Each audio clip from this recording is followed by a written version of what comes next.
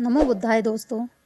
अक्सर जो लोग अपनी लाइफ में सक्सेस होते हैं और बहुत कुछ अपनी लाइफ में पा चुके होते हैं, उन इंसानों में थोड़ा सा घमंड आ जाता है। मैं ये नहीं कहती कि सारे में आ जाता है, पर हाँ, ज़्यादातर लोगों में आ जाता है और वो अपने से छोटे इंसान को छोटा समझने लगते हैं, जबकि यह उनकी बहुत बड़ी गलती होती है।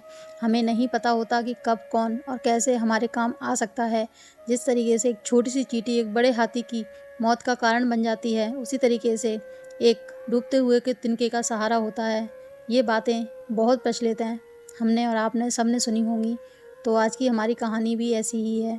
तो दोस्तों, आप कहानी में खोएं उससे पहले हमारे चैनल को सब्सक्राइब, कहानी को एक लाइक और बेल आइकन को प्रेस ज़रूर करिएगा, क्योंकि एक छोटी सी भी कहानी तैयार करने में हमें बहुत टाइम लगता है और आपका एक छोटा सा लाइक हमें मोटिवेट करता है और अच्छी कहानियाँ लाने के लिए।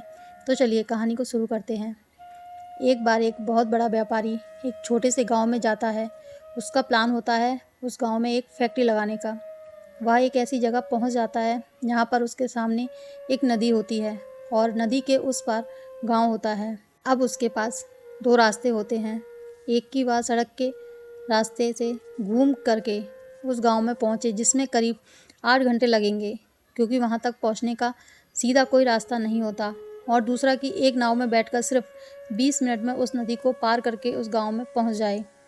उसने अपना टाइम बचाने के लिए उस नाव में बैठने का निर्णय किया। वहाँ एक छोटी सी नाव थी जिसमें वह बैठा हुआ था और दूसरी तरफ नाव चलाने वाला बैठा था। नाव में बैठने के थोड़ी देर बाद उस बिजनेसमैन ने उस नाव वाले से पूछा, तुझे पता है कि तेरी नाव में कौन बैठा है? तो नाव वाले ने बड़े भोलेपन से कहा कि नहीं साहब, मुझे नहीं पता कि आप कौन हैं। तो उस व्यापारी ने बोला, क्या तू अखबार नहीं पढ़ता? अखबार में हर दूसरे दिन मेरी फ़ोटो आती है। तो नाव वाला बोला, अरे साहब, मुझे कहाँ पढ़ना लिखना आता है, मैं बहुत छोटा आदमी हूँ। जब मेरे पिताजी गुजरे थे तो अपने परिवार का ध्यान रखने के लिए मैं बचपन से ही काम पर लग गया। तभी मेरा स्कूल भी छूट गया और मैं आगे नहीं पढ़ पाया। यह सुनकर उस व्यापारी ने उसका मजाक उड़ाते हुए कहा, तुझे पढ़ना लिखना नहीं आता? ऐसी ज़िंदगी का क्या फ़ायदा? यह सुनकर उस नाव वाले को बुरा तो लगा, लेकिन उसने कुछ नहीं बोला।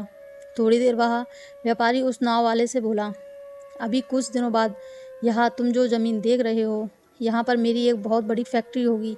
यहाँ पर हमारे ब्रांड का मिनरल वाटर की बॉटल्स बनेंगी। उस नाव वाले को उसकी बात समझ नहीं आई। उसने कहा, क्या बनेगा साहब? फिर बिजनेसमैन थोड़ा सा इरिटेट होकर के बोला कि हमारे यहाँ पानी की बोतल बनेंगी जो तेरे गांव में नहीं बिकेंगी, लेकिन शहर में बहुत बिकती हैं। अरे, तू कभी शहर गया होगा तो तुमने देखा होगा कि दुकानों पर पानी की बोतलें रहती हैं। फिर उस नाव वाले ने बोला, अरे साहब, मुझे कैसे पता होगा, मैं कभी इस गांव से बाहर गया ही नहीं। फिर वह बिजनेसमैन हंसते हुए बोला, तू कभी इस गांव से बाहर तक नहीं गया? तुझे पता ही नहीं कि शहर क्या होता है? अरे, ऐसी ज़िंदगी का क्या फ़ायदा? उसकी यह बात सुनकर नाव वाले को सच में लगने लगा कि मेरी ज़िंदगी का शायद किसी काम की नहीं है। अपनी सोच की वजह से उस नाव वाले का ध्यान हटा और तभी नाव की टक्कर एक बड़े से पत्थर से हो गई, जिसकी वजह से नाव में पानी भरने लगा और नाव डूबने लगी। उस जगह पर पानी बहुत गहरा था और किनारा भी दूर था। नाव वाले को समझ आ गया कि अब नाव को बचाने का कोई उपाय नहीं है और वह अपनी जान बचाने के लिए नदी में छलांग लगाने ही वाला था। तभी उसने उस व्यापारी से पूछा, साहब, आपको तैरना आता है ना? तो व्यापारी घबरा करके बोला, अरे, तुम ऐसा क्यों पूछ रहे हो? मुझे तैरना नहीं आता। उसकी यह बात सुन के नाव वाले को हंसी आ गई और वह बोला, अरे साहब, आपको तैरना नहीं आता? ऐसी ज़िंदगी का क्या फ़ायदा? यह सुन करके उस व्यापारी को अपनी इस गलती का एहसास हुआ और वह हाथ जोड़ करके उस नाव वाले से बोला, तुम जो कहोगे मैं तुम्हें दूंगा, बस मेरी जान बचा लो। तो उस नाव वाले ने बोला, अरे साहब, आप घबराओ नहीं, मुझे सिर्फ तैरना नहीं आता बल्कि डूबते हुए लोगों को बचाना भी आता है। आप मुझे कस के पकड़ लो, मैं आपको कुछ नहीं होने दूंगा। और फिर उस नाव वाले ने सिर्फ अपनी ही नहीं बल्कि उस बिजनेसमैन की भी जान बचाई। तो दोस्तों, आपने देखा कि कभी कभी किसी किसी जगह पर हमारा घमंड काम नहीं आता, बल्कि वो इंसान काम आते हैं जिनको हम छोटा समझते हैं।